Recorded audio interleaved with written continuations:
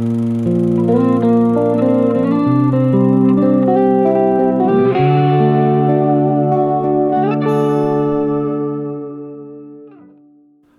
everybody, and welcome to episode 51 of Behind the Camera with Andy Games, the podcast where we shine a light on the storytellers, the creatives, and the voices behind the camera.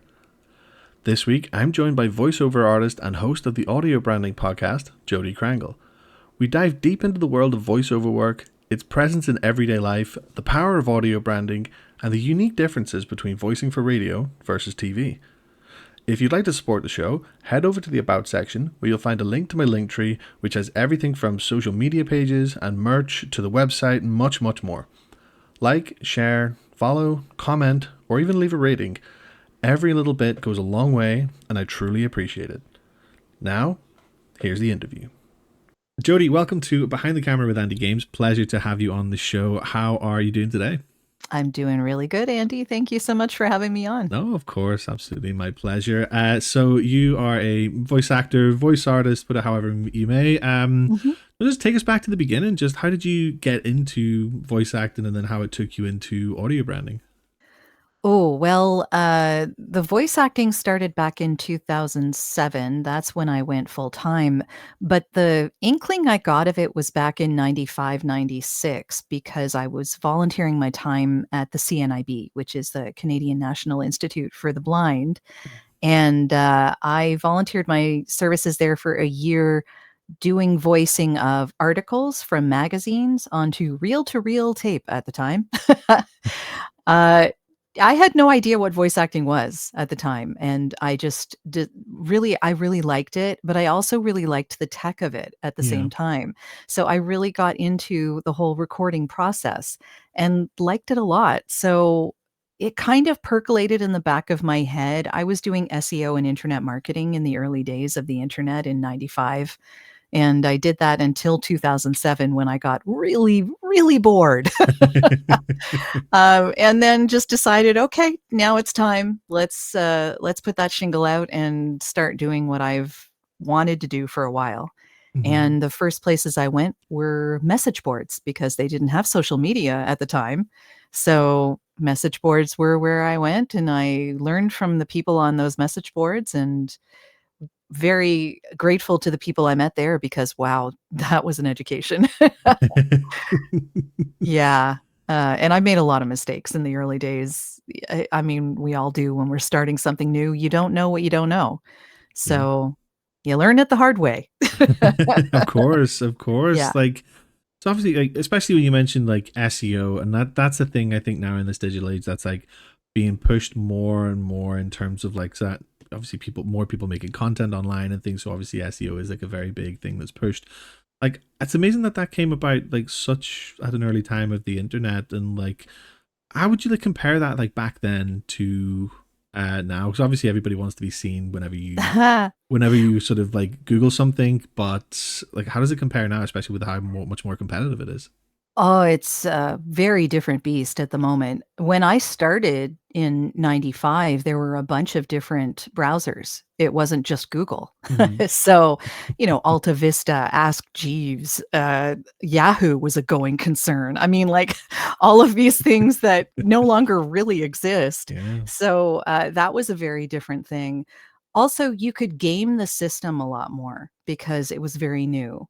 And use of, hidden keywords and stuff like that was all the rage. I never did it myself, but I know that a lot of people did, and it was pretty competitive out there. And media buying meant buying banners on browsers, right? So on the internet, and it's no longer about that at all. Also, AI has really taken over a lot of the search function because now people are using ChatGPT to search instead of Google. So it's a very different beast right now. Very, very different. And I'm glad that I'm no longer doing it. Yeah, definitely. Because I know we were talking about AI just before we started, but even to go as far as when you're Googling something, it will autofill like based on potential suggestions. And I kind of feel like if you're looking for something specific, that can kind of almost get like lost within it. There's no black and white as to like what you're searching anymore. Whereas like, Yeah. even whenever I was young, like, if I searched something online, it was black and white. It was certain what you were looking for. And I think this is even going back to the point where I think if you put like a certain keywords in quotation marks, then that kind of really emphasized that word that you were searching for. And I was told that when I was younger. Whether it's true or not, I don't know. But it's of a different era at this point. Like, Yeah, I'm not sure if it still works, but um, yeah, I mean, I would imagine it does. I don't think they're going to get rid of some of those basic search functions. yeah, But at the same time, like I said, it's a very different beast, and there is a lot more noise than there ever has been. And a lot of it is created by the AI yeah, because, of course, a lot of that is AI talking to AI because AI is writing the articles. yeah, That's becoming a little absolutely. ridiculous. Yeah, for sure as well, because obviously, like, even if you look at Google, like, or any search engine as its like basic form, that is a form of AI, but like it's more in a case where the user is in control. But now AI is like people are it's kind of making people lazy in a sense, Oh, where definitely it that is. like you just have to put in prompts and then it can generate something for you. So obviously yourself being a voiceover artist, like now you get things like you just type in a word and say this in X person's voice and it can come up. And like, is that like damaging in a way, or how is what's your opinions on that? I mean, ultimately, it's all about consent. Yeah. If someone has consented to have their voice used by a synthetic generator, then sure, yeah, go ahead. But if they haven't consented, then that's a problem. And when it comes to being replaced by I think that the people who would be using AI don't really care about who they're reaching out to. Hmm. It's kind of like spam. If you send a million emails of spam, you're going to get one person who buys. I mean, that's just what's going to happen because you've flooded everything and eventually someone's going to be tripped up by what you sent out. So if you want to throw spaghetti against a wall and hope something sticks, well, then yeah, sure, continue to use AI because there's no feeling, there's no lived experience behind that voice. There's nothing there really.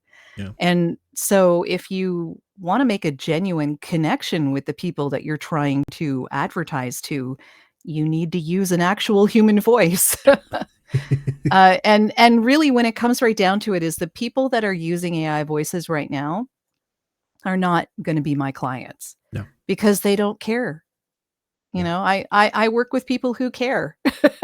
Yeah, and rightly so, because like I say, AI it can be a lazy tool. It can obviously have its benefits, but when it gets to the point where people are like, okay, make me this, and it's like, well, where's the sort of artistic integrity in that? So obviously, yes, moving forward then from when you went from sort of the SEO and message boards to your current career in voice acting and voiceovers, um what kind of caused the change from that? Obviously you said you wanted a career change, but was there anything like else driving that? And obviously using your voice in your previous career, did that feel like the next natural step? Yeah. Yeah, I think that had a lot to do with it. I've been a singer all my life, so using my voice came pretty naturally, and I just decided that that was a fun way to make a use of it. But also, as things progressed, I understood that I was licensing my voice. I Mm-hmm. wasn't selling it, let's say. So, no longer was I selling my hours for dollars. I was using my voice to help people sell a product Yep. who were going to make money off of the voice that I gave them to use in their ads. And a percentage of that money ends up being given to me. I mean, it's a really small percentage when you really look at it. but but generally people pay me kind of like they would license a piece of music. Mm-hmm. So you're licensing it based on how many people are going to hear it. What's the geography? Is it local, regional, national, international, which country? What medium is it? Television, radio, online, streaming, radio, whatever. And then how long is it going to be used? So 3 months, 6 months, a year. I don't give out in perpetuity for anything ad related. Hmm. And the reason I don't is because that could be a conflict with something I may get many years down the road. Yeah. If I decide that I'm going to do, let's use a soda as an example. If I'm going to do mom and pop's soda from, you know, middle of nowhere in like North Dakota, I could totally do that, and whatever they pay me, usually not all that much. But if they're using that in perpetuity forever, and then Coca-Cola comes to me and says they wanna do a campaign, but do I have any conflicts? Well, I have to tell them that I did this little soda in North Dakota, and that's a conflict. So that could potentially have me losing out on a many $1,000 gig, and I wouldn't want that, and I don't think any voice actor wants that. No, definitely not. Yeah. And like, so when you do get approached by these big brands, like, for example, yourself, you've worked with the likes of Dell, Kraft, for example. So, Mhm. like, do you have to be kind of careful about what sort of brands then you are working with prior to that, just in case, or how does that work, especially when the big brands do approach you like that? I do keep an eye on it, definitely, and there are gigs that are given to you that have exclusivity right Hmm. in the paperwork. So, certain things they ask for exclusivity and they expect you to give it to them. And that means that you can't work in anything in that industry that they feel is related to what they're advertising. Yeah. So, I mean, and that's perfectly fine. I understand. And generally, they'll pay you more for that because you are losing out on the Hmm. jobs that you might otherwise get.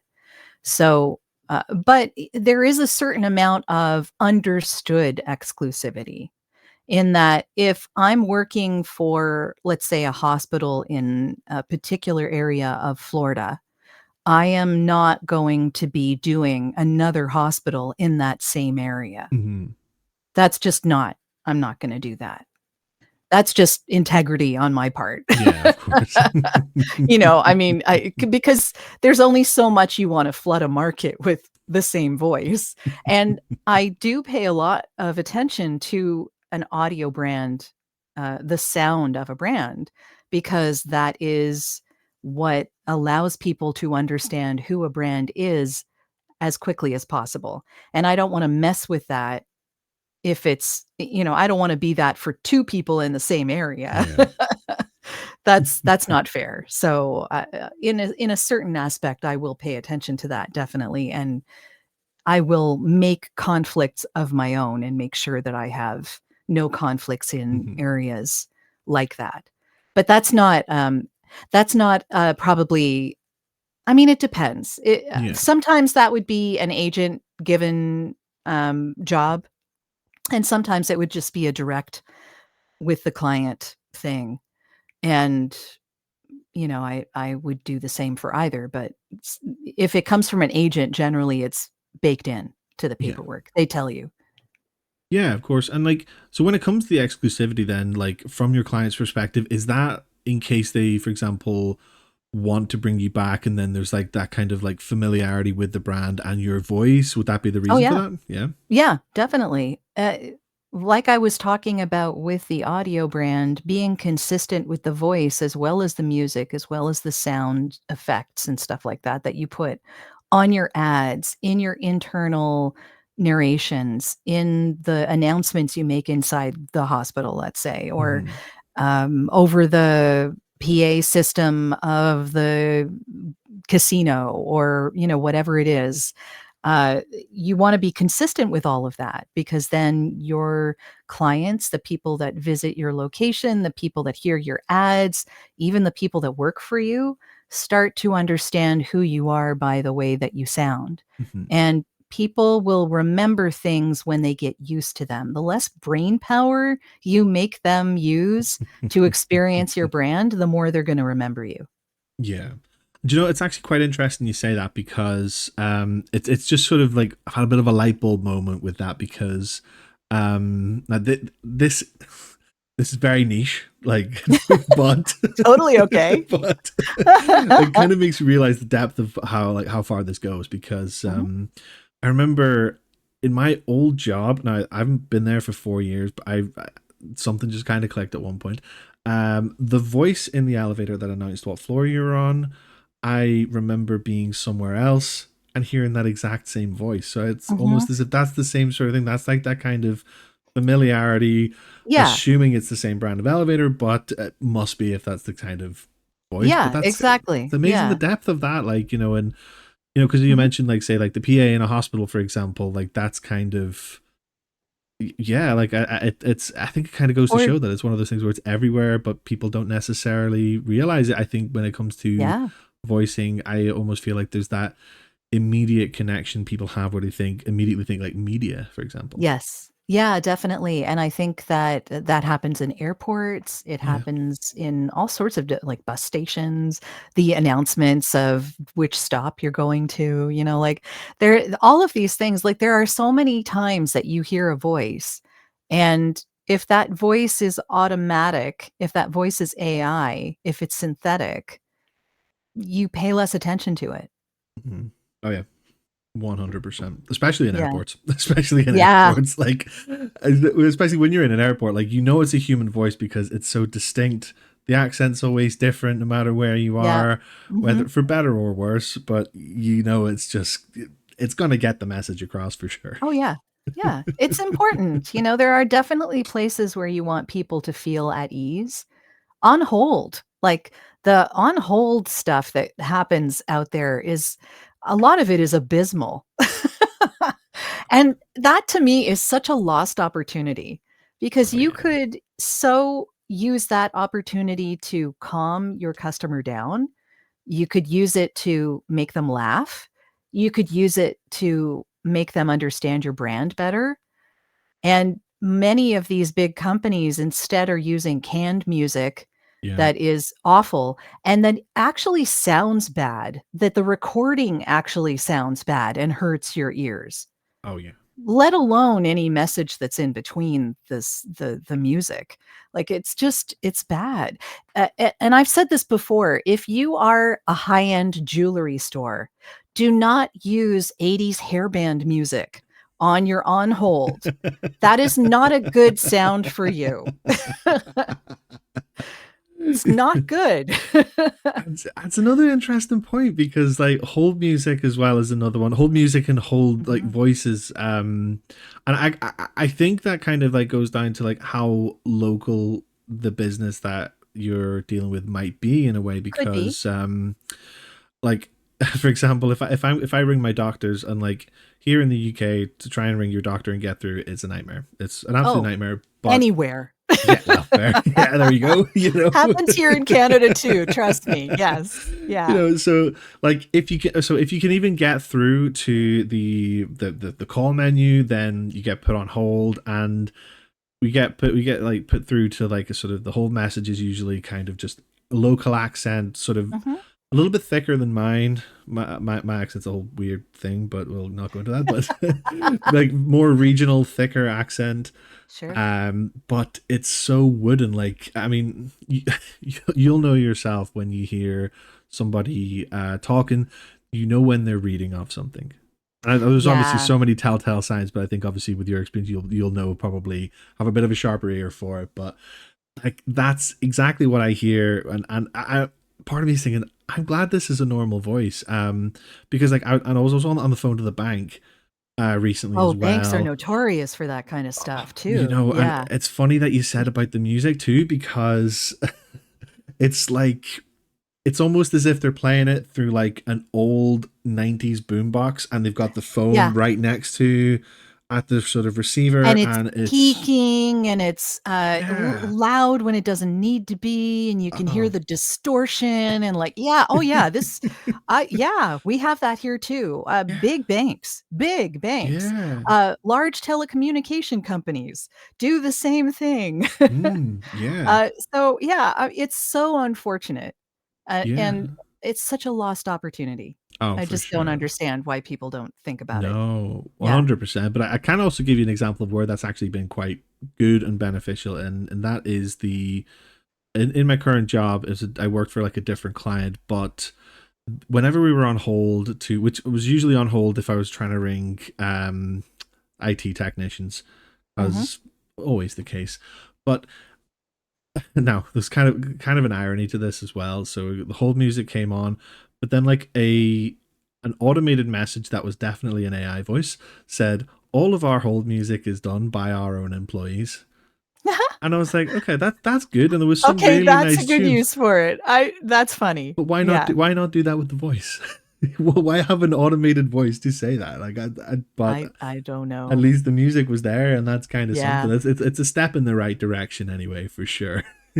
I mean, there are interesting uses for AI voices. Like, for instance, have you seen the trend with the baby and the dog interviewing each other on a podcast? It You sounds know that familiar, it but yeah.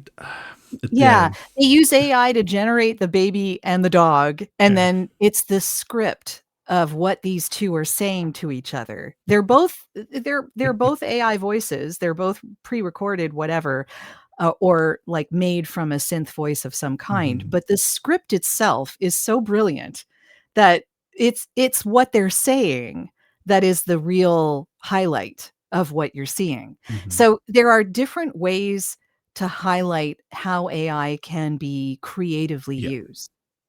And in that case, I thought that was a really fun and creative way to use it, because it still does highlight some kind of creativity, it's just not the one you would expect. Yeah, absolutely. And I think when these things are like, when it's heavily acknowledged by the, I don't want to say creator, but you know what I mean when I say that. Mhm. Like when it's acknowledged that it's like AI, like I did this in AI, this is what AI came out with. Because like for entertainment purposes, like that, because it's Mhm. just like either it's a happy accident or because at the end of the day, like sometimes people will use it because they're bored. They want to see how far AI can really go Sure, yeah. for better or worse reasons, like touch wood, but like I so mean, they made a baby and a dog talk to each other yeah. on a podcast. I mean, that's it's Yeah, insane. yeah, and it's kind of amazing to see what it can do. And I think obviously when people Mhm. share that, but then obviously there does become the thing where people are just like, oh no, people are using it for the wrong reasons, which is true. But when you get things like that, the kind of creativity that goes into it, because whenever if you've ever used AI, then you'll know that like you have to be as specific and as succinct as possible to Oh, yeah. get whatever you're looking at, because like it will take everything that you say at face value, and if you just put in the generic prompts, it'll fire out whatever, which Mhm.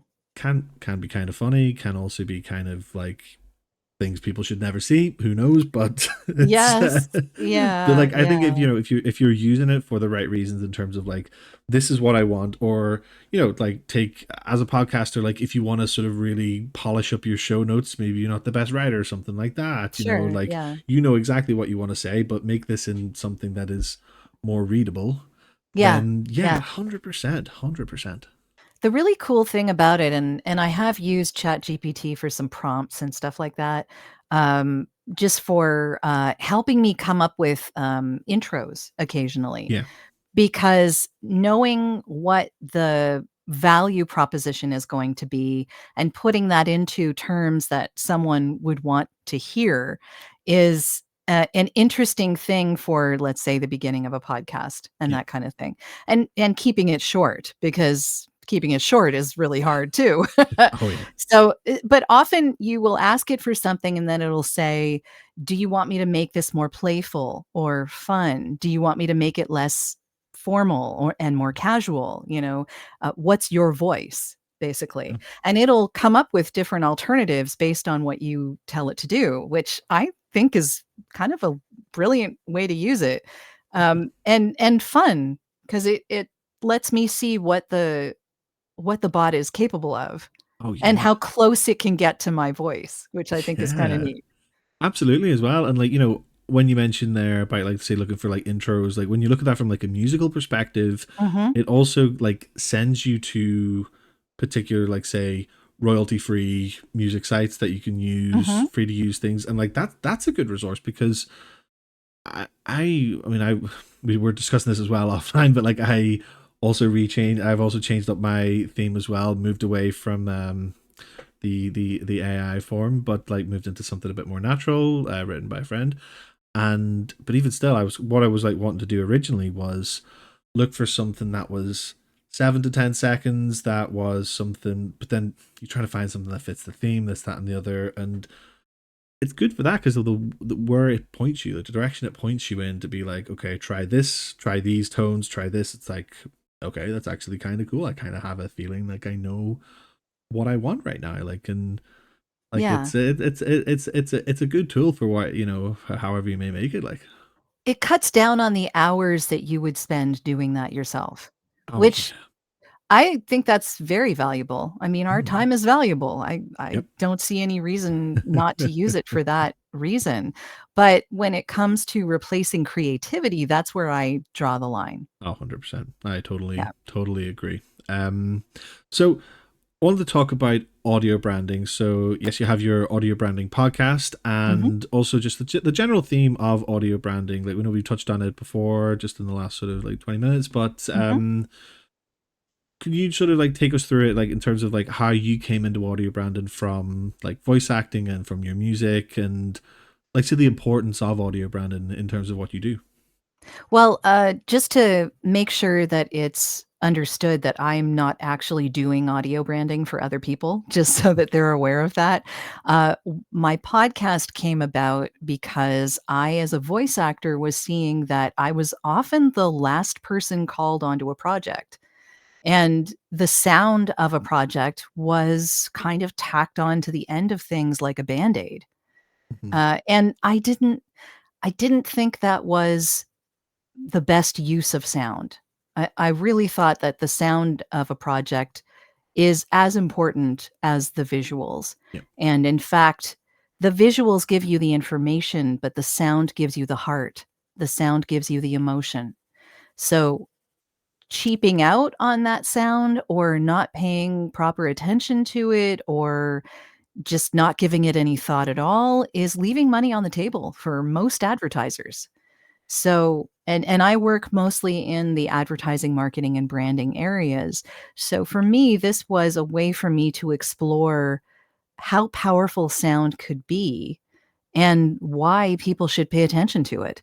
So the podcast came about in November of 2019, and I decided to do it all about the power of sound and how it influences our buying decisions and our daily lives. So I talk about a whole bunch of things. I talk about the way that sound is used in advertising and marketing and branding, definitely.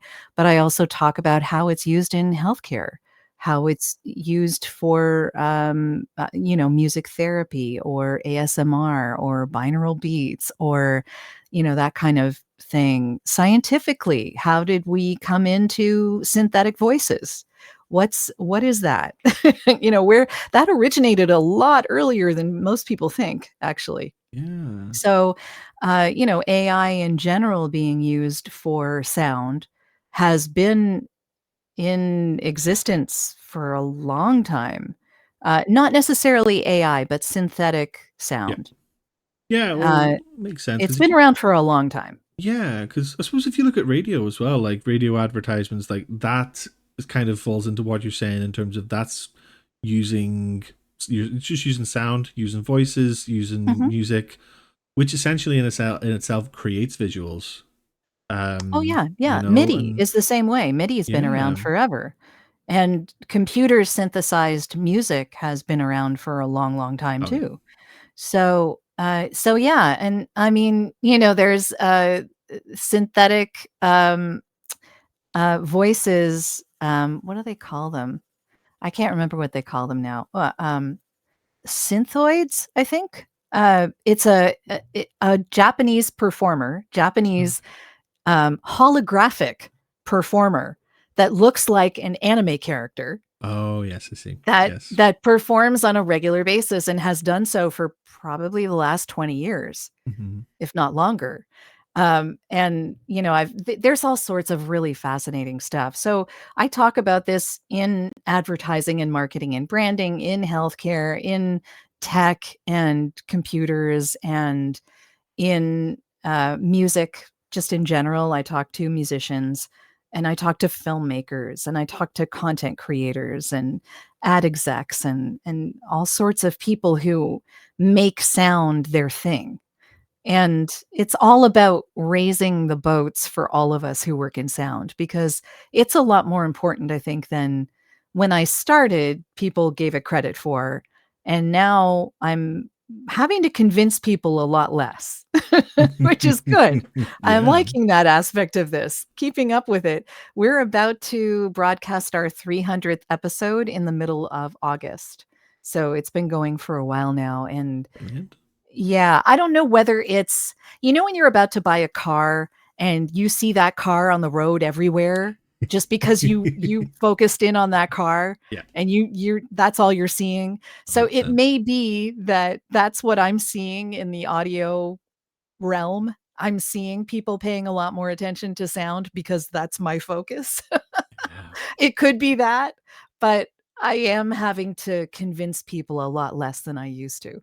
Yeah, that's a good thing. And I think as well, like when you look at sound and take a podcast, for example, like, I mean, obviously podcasts, a lot of them are video, which is it's an optional feature. Podcasts originally were just audio based. The video adds something to it, but that's not the most important part. The visuals, like, because not very many people are sitting and watching them. They're more kind of, the video is good for short form kind of content, I would say personally, but obviously people pay more attention to the sound because, like I say, that's how like they originated. And I mean, a good sound helps you get through a podcast as well. Like, Oh, definitely. Yeah. and it's kind of crazy on how like critical a tool it is, because you could be listening to a podcast that could be some of the most interesting things you've ever heard, but the sound is just too great, and it's the mic be peaking or something, or the levels aren't accurate. And now it is a hard thing to do, don't get me wrong. It does take a lot of, it takes a little bit of research to do, it takes time, it does take effort, but not as much as people might think sometimes.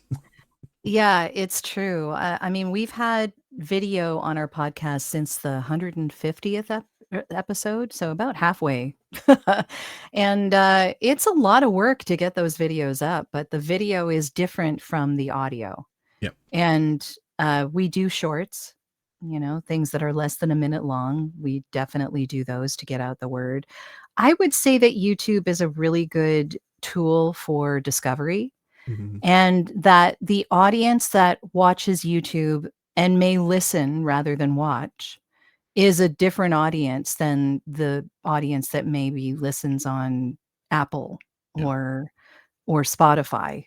Um, it's slightly different, I would think. I do talk to a lot of people also who do podcasts, because podcasting, of course, is an area of sound. Yeah. So I've had some interesting guests on who are involved in the world of podcasting as well, and communications as well, because people need to know how to communicate, and Absolutely. especially now. More than ever. So yeah, yeah. So it's a fascinating area, and I'm open to all aspects of sound, and I love it all. Of course. And like, it's good because like it does highlight the importance of it. And like, I mean, even just from having this conversation, I feel like I've learned a lot more about it, and Mhm. more of appreciation, because it's something that you're dialed into every single day, but like you just might not notice or really kind of understand what goes into it. And like, like just voice work is like everywhere, whether it be like radio, hospitals, TV, of course, as well. Like Mhm. Yeah. it's just fascinating. So just on the sort of note of audio and visual, like say you get a gig that's for like a voiceover for like a TV advert, for example, or Mhm. like and like a radio advert. Like, is that just to you? Is that just like the same sort of job because it's a voiceover work, but it just is the end product is a little bit different, or what would the sort of main differences for you be with that? Well, TV is different from radio in that radio is audio only. Mm, So I am wall to wall on that advertisement. That's it. Like either I'm doing the whole thing as an announcer, or I'm playing character Yeah. against other characters, or I'm doing the end tag or whatever, but it's all about the audio. Mhm. So that means that I'm not really tamping down my volume necessarily. Yeah. It's about the performance, yes, but it's not about showing something else other than the audio. Yeah. When it comes to TV, it it's funny because it depends on the advertiser and it depends on how they've written the script, but the script can look like a haiku. Like it's less a paragraph and more a poem Yeah. because I'm doing I don't even know if anyone knows who Vanna White is anymore, but but I'm kind of doing I'm showing the thing on screen and I'm behind it. Yeah. I'm not I'm not over top of everything. I'm there to help display what's on the screen. And so my voice is likely to be softer. It's likely to be more like it's just likely to be more behind the scenes than it Yeah. is in front and the only thing you're thinking of because of the visuals being there. So they are different mediums. The voiceover is different because of that. But ultimately, for me, what it comes down to is how the client directs me. Hmm. Because if I'm on the line with the client and they're directing me while I'm making whatever audio they want me to make, I'm doing whatever they tell me to do. And if they don't understand those nuances or don't care about those nuances, well, whatever. I'm giving them what they want. And it tends to be that the people with the larger budgets know a little more about how those differences may Yeah. display themselves, but, it's never assured, and again, I'm there this is a very much a service industry. Yeah. I'm there to give my client what they want, what they heard in their head when they hired me for this job. And that's what I'm there to do. I'm not there to yeah, I could maybe make some suggestions if something in the script, if they wanna be really casual and something in the script makes it more formal, I could let them know, "Well, you may wanna put a contraction here just to make it a little less formal." You know, I could Yeah. say that, but, I'm not gonna question the writing of the script, and I'm not gonna question where they decide to take my voice when I'm Hmm. doing the performance for them. That's what they're paying me for. Of course, I get, like you say, it's a job at the end of the day. Yeah, You're it there is to a do service that. job. Yeah. Yeah. It's quite interesting as well because obviously, like, it's almost like between radio and TV, it's like creating the visual versus highlighting the visual, really, when you look at it like that, isn't it? And it is interesting. It's kind of got me thinking again because I hear adverts on the radio, and especially like this time of year, summertime, where they're trying to advertise like summertime things. And I feel like, I mean, I can't speak globally, but like I'm pretty sure it has to be a thing where you hear this radio advert and all you hear is like crowded noise, kids playing at a beach, for example, and it's just like two disgruntled parents and there's some kind of like summer advertisement going on. And I feel like it's the most vivid thing I've been able to imagine from just hearing it. And then I'm not sure if you're familiar, but are you familiar with the UK brand Marks and Spencer? Like a sort of like high Yeah, end, yeah, high end retailer. And yeah. I don't know if you've ever seen any of their TV adverts. Not recently. Mm. I will say that in Canada, we kind of have a lot of your brands. Oh, okay, fair enough. So, I mean, once a member, No, always a totally member. fair. So, yeah, I'm familiar with Yeah. Marks& and Spencer, but yeah, we So don't tend to get their ads here that I've okay. seen. Yeah. So their ads, they, for as long as I can remember, they haven't changed. And it's literally pretty much exactly as you described it. So like they'll really kind of like push their adverts will just really kind of push like all their like food products and stuff, but it'll be all these like slow motion things of like pouring sauce on something, and it'll just be like, this isn't just this is M&S. And it's like, okay, yeah, I get it now. I get it now. The more Oh, yeah. sultry Yeah, yeah. tones and just it kind of yeah, I I see it do, now. I do Lindt chocolate. Yeah, I love Lindt. So Big that's fan, big very fan. much what Lindt does, I because can they're imagine, very yeah. much pushing the sensuality and the deliciousness, right? So it's not about me being upfront. It's Yeah. about me illustrating how important that thing on the screen is, right? Yeah, of course. And Lindt is just lit top tier. It's top tier chocolate for me. Like It's it delicious. is. Yeah, Oh, yeah. like we don't have them here in Ireland, but like in like places in England and the rest of the UK, Mhm. they have like Lindt stores, and oh Yeah, my we have god, them in Toronto too. I wish they just. I don't know. Like my wife doesn't understand it. She just doesn't get that. But I just I like it's Oh, great. good chocolate. Good Yeah, chocolate yeah. is amazing. So exactly. So do you consistently like do then the voiceover work for Lint? Is that like a sort of ongoing thing or It's been the last several years, so let's say 3. I think it's about 3 years now. okay? And Yeah. is that like globally then, or is that just No, for like a that's regional, Canada. just Canada? Yeah. Yeah, strangely, and I don't know why Lint does this because all of the women that I hear doing this all sound very similar, but they'll do a different female voice for every market. Okay. So there's a different person for the US market, there's a different person for the UK market, there's a different person for the Swedish market, there's a different person for the French market, there's even a different voice for the French, Canadian market Really? because they're doing that in French, Of but it's course. Québécois French, it's not France French. Yes, of course, of course. So, yeah, like, yeah, but all of the women that do this have very similar tones. So like as far as like okay, so to the untrained ear, for example, they might Mhm. just sort of like hear your voice, but with like a bit of a little bit of different accent and then different language, for example. Really, like I mean, do you think then that comes back to the whole idea of familiarity with a brand kind of thing? Oh, yeah, Yeah. definitely, yeah. Now why they would use 15 different women to do the same thing, I don't know. But, I mean, it probably makes sense if you're in a non-English speaking location, Hmm.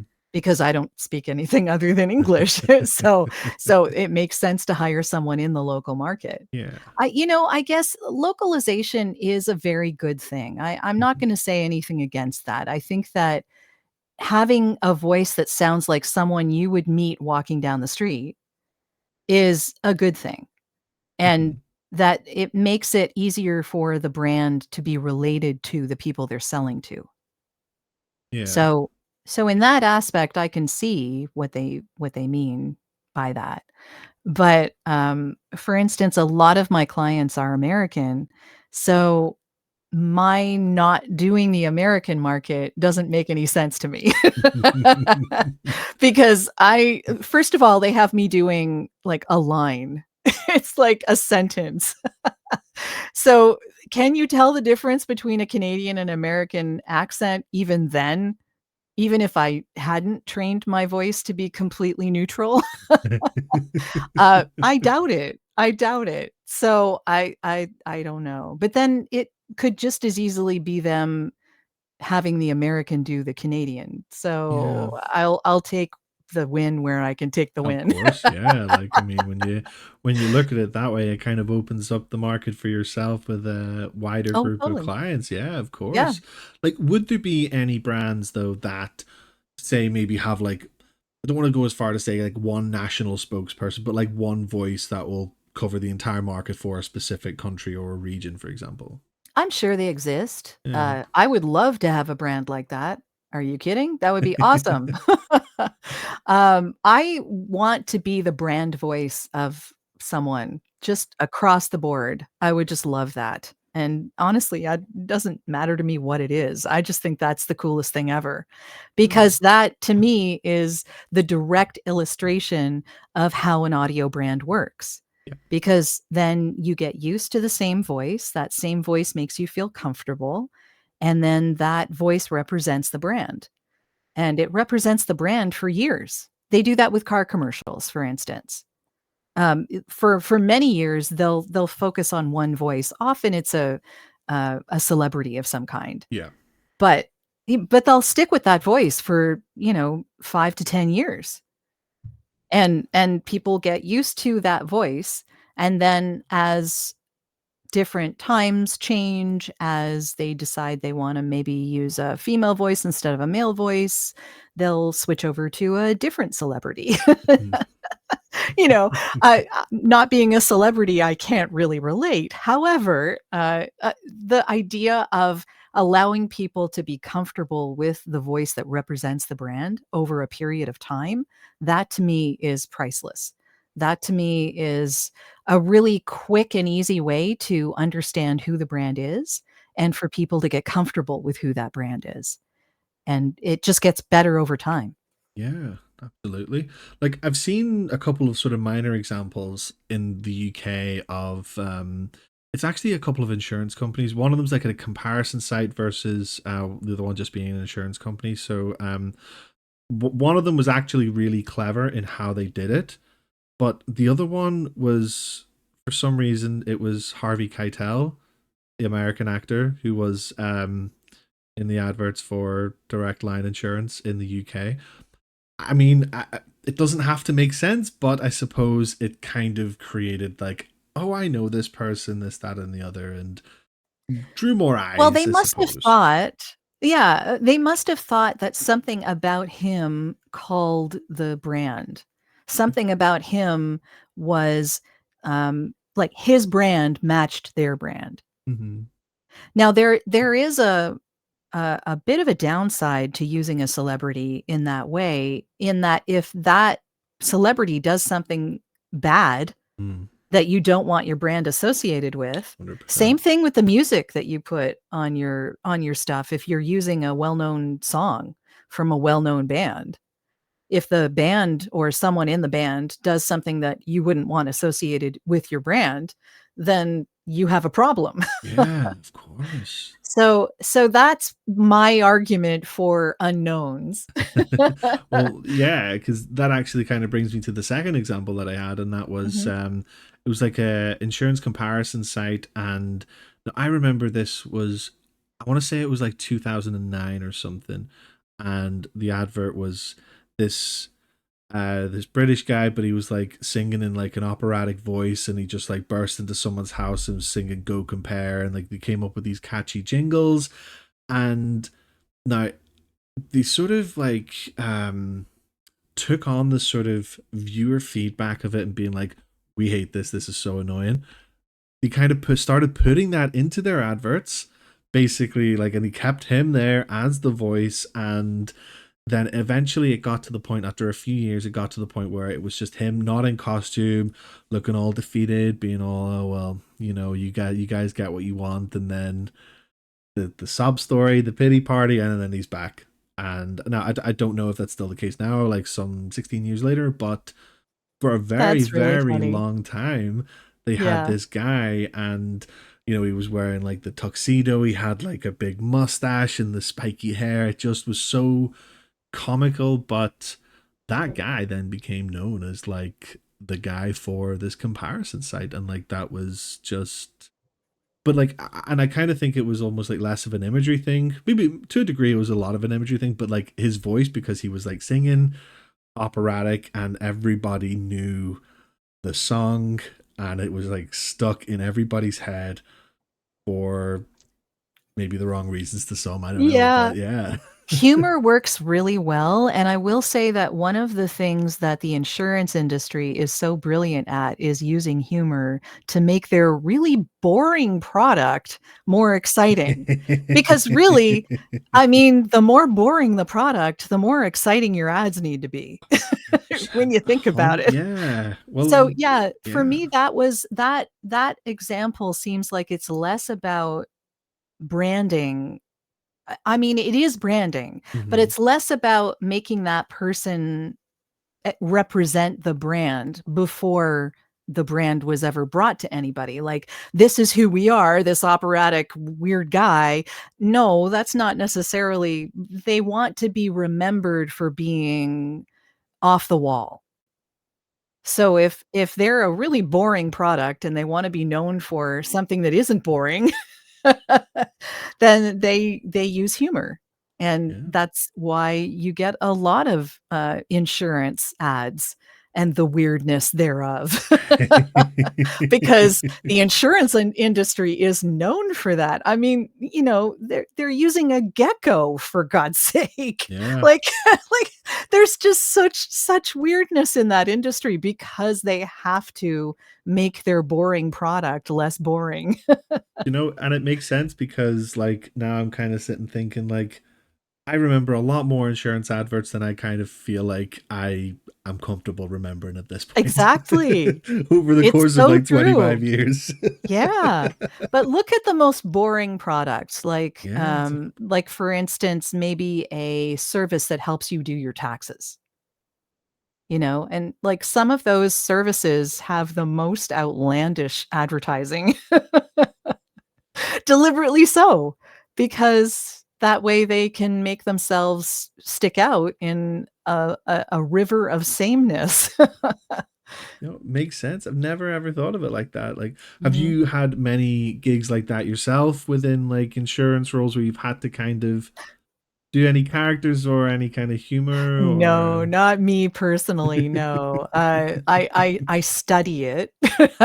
voice? But, I have not yet had the opportunity. I think it would be enormously fun, but I have not yet have had the opportunity to do that. But I tend to be more the sober second thought, the straight man kinda person, announcer. I can do humor. I rarely get called to do it. Yeah. And it's one of those things where it's something you need to be careful with in advertising because it can be overdone and it can really backfire. Oh yeah. So there are some things that you don't want to do in advertising, and one of them is overdo the humor, and another is be angry Mm. because no one wants anger. They don't want straight anger. They want exasperation. They may want, like for instance, if you're doing a hospital spot, they don't want deep sadness. They want hope, Yeah. right? So you're giving them the more positive aspects of whatever emotion you want them to feel.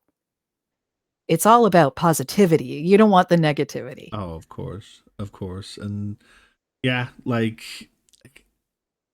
it's amazing the sort of things that like from the outside looking in you just don't really notice until someone says it, and like it's incredible. Like, so do you ever get like just on a general level, do you ever get radio adverts that are spoken with such an exaggerated local accent just because that's like a memorable thing for people to hear? Is that a thing in Canada? We do tend to exaggerate a little. The announcery sound is Mm-hmm. still fairly in vogue here, which uh, in a lot of other places, people are very conscious of their I call it the BS-o-meter. So so people, especially younger people, are very much aware that they're being sold to, Mm. and they don't necessarily want to be aware of it. At the same time, they don't want it to be hidden. Yeah. It's kind of a weird dichotomy. Yeah. But yeah, being honest about being sold to is kind of where we're at right now Yeah. in that, owning it. It's all Hmm. about owning it.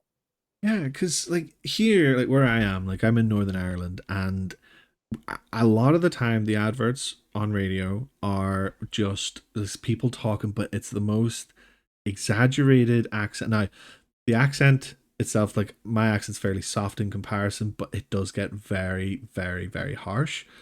And but sometimes they will do that on purpose on the radio to just like it'll be example like, oh, hello, how are you doing today, kind of thing. It's like, oh no, no, it just, but it's so piercing, and like that's got to be on purpose. Like I just think no one's that bad at acting that they've been like made. It's like, yeah, this is great for radio here, like, oh my god, put that up. It could be that they're hiring someone outside of your market to do it, and they're putting Yeah, on the accent, yeah, and that would make it more exaggerated. yeah, because hard listen, like as it is, like, and I mean, Yeah. like I certainly do think an accent can go a long way. If I'm hearing something, I think a nice accent really does help. But obviously, it has to match kind of what the context and the theme is of what is being sort of talked about, what's being advertised. Yeah. Um, I don't know. Maybe people here just shouldn't advertise things. I don't know. You know what? If it's memorable, I Well, mean, that's it. honestly, if it's memorable, then it's doing its job. The Yeah, the worst advertising is advertising you forget, this right? is yeah. That's true, and yeah, like, and half the time I can never remember what any of these adverts are for. I'm just more listening because of the voices. I'm like, make it stop, please. Just no. Yeah, yeah. There's a guy in our market who sells gold, Mm. who buys gold, like that you can sell gold to in our market. It's so cheesy. And he's all over our television flashing dollar bills. And it's totally ridiculous. And I think he's actually South African. Oh, So his accent is very different from but I mean, Toronto's definitely a multicultural city. mhm. So it doesn't bother us, but it's Yeah, of course. very memorable because of how cheesy he is. Yeah, I think sometimes you do need that as well, just to kind of like, Yeah. because it's just a bit of fun, whether or not it makes you resonate with Yeah. what is being sold. But it But can. it's super local. Yeah, exactly. Yeah. Yeah. So I just wanted to touch on as well. You mentioned before that you have been a musician all your life, you've sang all your life. So what can you tell us about this? Like, is that the was this become before? Obviously, surely did become before the voice work and stuff, but you Oh, yeah. have released your own music as well. So what can you tell us about your musical journey? Well, like I said, I've been singing as soon as I could talk. My parents are very musical. My mom's a singer, and my dad plays guitar and piano. And my sister is a regular gigging musician. She plays guitar and sings kind of in the Sheryl Crow kind of genre.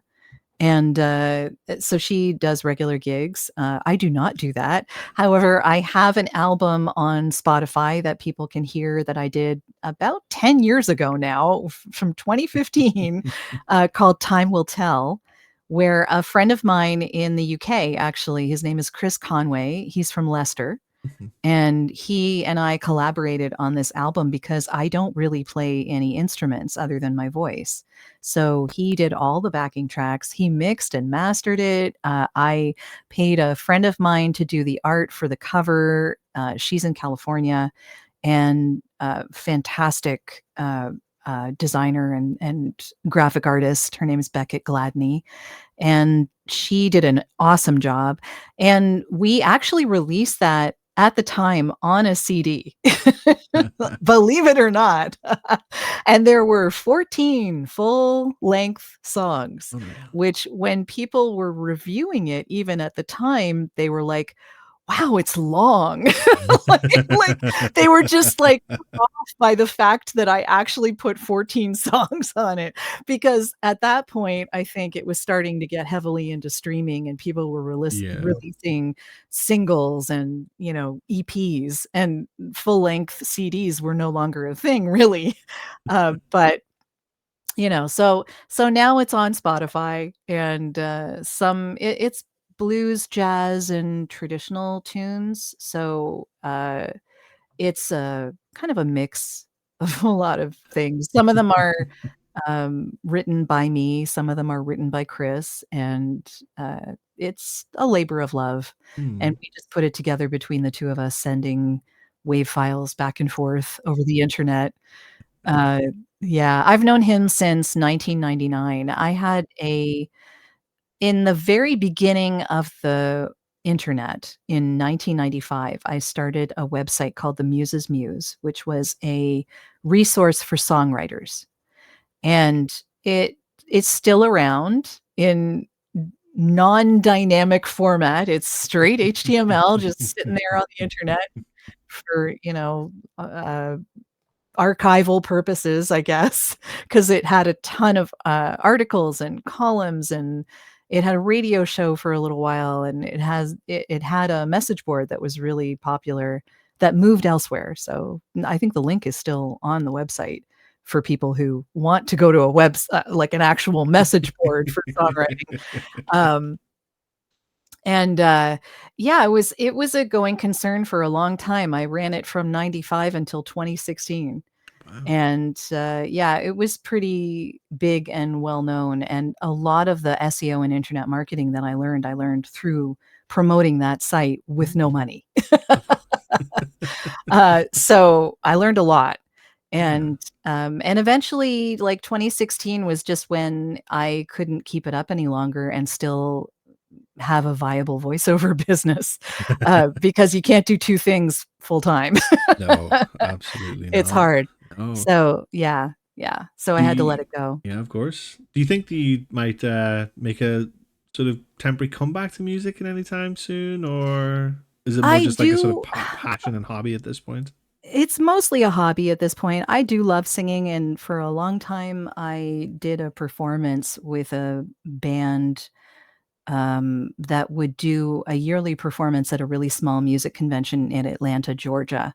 And we've done that for the last 20 years, and I think this is the first year I won't be able to make it. Oh, So, yeah, I mean, I'm gonna miss it, yeah, of but course. yeah, it's, well, I'll get back to it maybe at some point, but that was the one live performance I would do in a year. Yeah, that's still something that's nice to keep up though. Every Yeah, so often, even if it is once a year, it's still something nice to kind of keep that a sort of active part of you, and like yeah. even just to go back to when you said about your album being 14 tracks, like I I do not understand at what point people decided 14 tracks was too long for an album because Uh, I don't ask me. You're preaching to the choir here. because genuinely, so like whenever I was like a teenager, something I used to do was go into like one of the very few CD shops, music shops that we would have had in town that it was like dying out from like the mid 2010s, like it was, I would have went in and wanted to see what kind of new albums and all that were coming out and stuff like that, and if they had like any of my like favorite artists, but then I'd look and see 11 tracks. I'm thinking, what? What? That's only 35 minutes. Like, it's like I want at least nearly 50. Like, that's just coming out of me Yeah. as a music fan, but like, And that's the individual songs are getting shorter too. yeah, As like they've gotten a lot shorter now. I think like 4-minute songs are 3 minutes now. yeah, oh So, yeah. yeah. And Yeah. like sometimes they're the better ones as well that you find that are like 2.5 minutes, and you're kind of thinking, I could have done with another minute. Oh, could have done It's with so it. true. But, now I think they're making music for the streaming platforms. They're not making it for the people who listen anymore, really. Yeah, Like, that's yeah. what it's come down to. I think so because like right now you have like less bands who are putting out like albums as such and more who are just releasing regular singles and putting heavy promotion behind that, Yeah. and because like they know people are going to listen to it, like if they put out one song at a time, or and then maybe come out with like a sort of LP or something like that, maybe every few years, they're going to get so much traction on their singles that, let's say they get like 10 million, 20 million streams on one single. They're making thousands off that one song. And then they only, it's like less for them to do with like less risk in a sense. But like it is exactly what you said. It's like they're doing it for the streaming platforms because they're relying on just repeat listens of one thing. But like if people like put all the sort of time and money into an album, put it on a streaming platform, they might have maybe three songs that get into the millions of Yeah. streams, and then the rest of them you got like maybe at least like seven songs that are sitting there like in the tens of thousands, hundreds of thousands. And you do see that, like obviously you can see like how many streams certain songs have, and like the difference is kind of staggering at times. It is, yeah, and I think nowadays also we're finding, well, I mean, it's a different way of listening, and I Mm, think that people are less likely to put out, filler songs. yeah. So, in a way, that's good. Um, I don't know. I feel really bad for musicians these days because it is really hard to make a living. That's another reason why I talk to musicians on my podcast. Because I also want to talk to people who promote musicians and help them promote themselves, and musicians that have found ways to actually make a viable income. Yeah. Because I want other musicians to know that it is possible. Because right now, and when you talk about AI voices, it's the same thing. That sound is being commoditized. Yeah. It's becoming, content is not worth paying for anymore. Spotify came right out and said that Yeah. they don't care about content. And the idea of that is so weird to me because that's all you are. Yeah, exactly. Like what, Yeah. which means that you don't feel like you should pay for what you are. I know.